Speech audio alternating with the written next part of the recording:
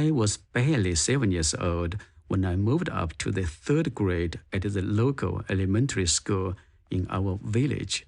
The schoolhouse, a one-story building, sat on a hill overlooking the rice paddies in the valley. From the schoolyard, miles and miles of small mountains covered with pines stretched in all directions. A knowledgeable eye could spot the distant peaks 3 miles away, marking the border between Guangxi and Guangdong provinces. 200 miles to the east was Hong Kong, and it was 85 miles to reach the South China Sea.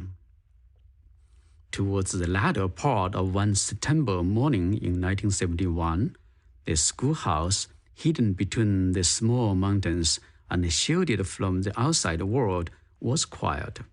I have no recollection of what my classroom looked like or what the teacher and the students were doing. Suddenly, the whole school erupted, with all the pupils and teachers rushing out of their classrooms. I followed them to the edge of the schoolyard. Down below the hill, among the deserted rice paddies, 2 small figures were making their way along a dirt road leading from a distant town to our village. Their appearance made it obvious they were not locals, but visitors from the outside world. Somehow, I became aware that the woman was my mother. Instantly, I felt embarrassed and shrank behind the crowd. That was the first time my mom appeared in my memory. Until then, the concept of a mother had been abstract. I knew I had a mom, but I could not feel her presence, her touch, her smell, her appearance. She simply did not exist, not in my life, not even in the form of a photograph.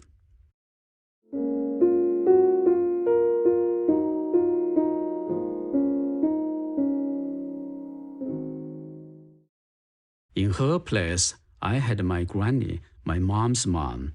Granny was more than a caretaker. She was the center of my small world. For the first 7 years of my life, she was the woman I clung to and relied on every day. I shared the same bed with Granny. Her bedroom was a dark interior room in a large housing compound. Of all the rooms in the compound, this one remains the clearest in my memory. More than 50 years later, I can still see every part of it as if it were right in front of me. Stepping over the threshold, I would feel the cool, damp, earthen floor beneath my bare feet, the strong, familiar, and oddly comforting smell of ammonia from a huge night chamber pot sitting in the right corner behind the door filled my nose. At the back of the room, in the left corner, stood a large bed with mosquito nets hanging down from the bed frames on all sides. In front of the bed, a square wooden table was pushed against the left wall with a bench in front of it. The table was always bare except for an oil lamp. To the left, behind the door, a window opened to the interior hallway overlooking a courtyard. The window had no glass pane, just semi-transparent paper pasted on its wooden lattice frame.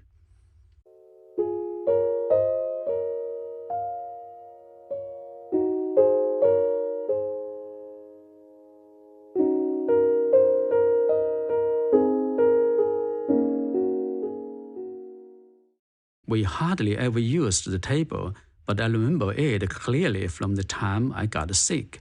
There was no doctor in the village, so Granny took me to a clinic in a neighboring village. I was probably 5 years old.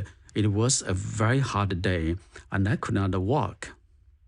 Granny carried me on her back along a small trail winding through the rice paddies.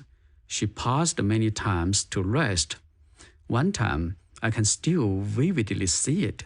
She picked me up, walked only a few steps up a slope, and let me slip down.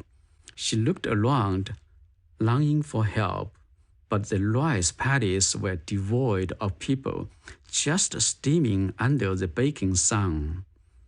After a while, she picked me up again and carried me over the hill into a large threshing yard.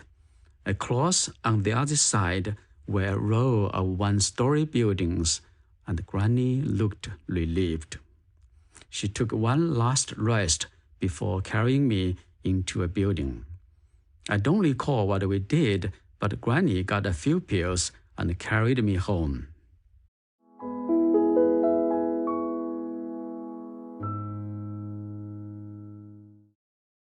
Now the pills and a bowl of water sat on the table.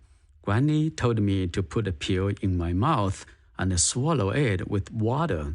But every time I put the pill in my mouth and drank some water, it wouldn't go down. The pill became bitter and I spat it out onto the table.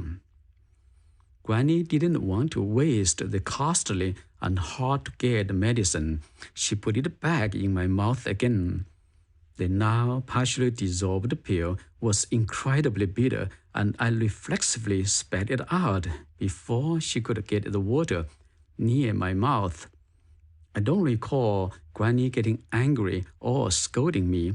We just kept trying until finally one pill went down my throat. Granny was a small, short woman, barely 5 feet tall. She didn't speak much.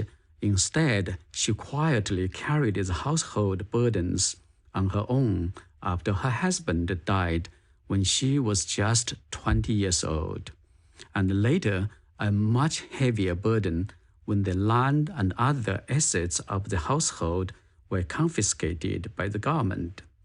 She raised her 3 children, cared for her husband's mother and grandmother, all of whom lived in the same household, and later took care of me and my uncle's 6 children.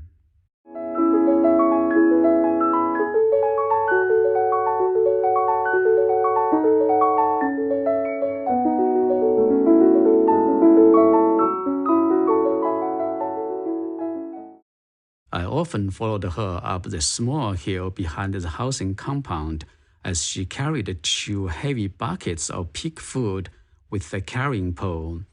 As the 2 pigs grew, they ate an enormous amount of food, mostly just water boiled with beanstalks and other plants and feed for human consumption.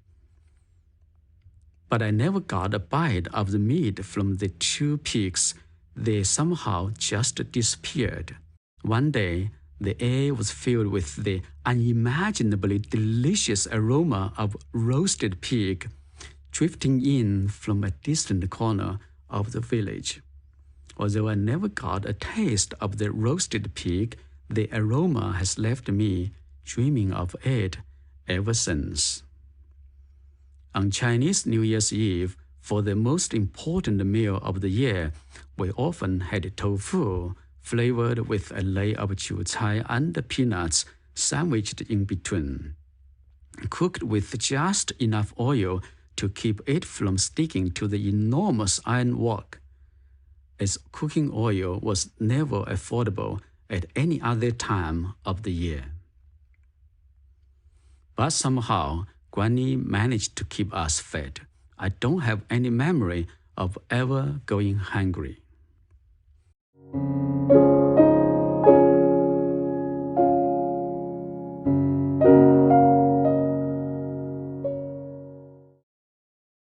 Years later, before I went to Cambridge, I returned to home to visit my parents. I saw Granny one last time. As always, she didn't speak much. By then, I had lost my ability to converse in her Cantonese dialect. She simply looked at me and smiled. To this day, I regret that I never tried harder to speak with her and get to know her. Who is this woman? I was so intimately connected with, yet know so little about. Throughout my life, I have been preoccupied with pressing issues, providing for my family, caring for my aging parents, and supporting my children's education. I never thought about the life of my parents, much less that of my grandparents. There cannot be any story in their lives, was always my firm conception. As I sat in my son's backyard, watching my grandson in peaceful sleep, his soft, untroubled face brings quiet comfort. Someday, he too will claim, there cannot be any story in Grandpa's life. Across the bay, over the hills, waves of fog drift in from the Pacific. As they float gently down the hills into the San Francisco Bay, my mind begins to wander over the hills, across the ocean, and back to a village I once called home. Why was my mom absent in my childhood? Why did I grow up with my mom's mom? Who were these women? What were their lives like in their own times?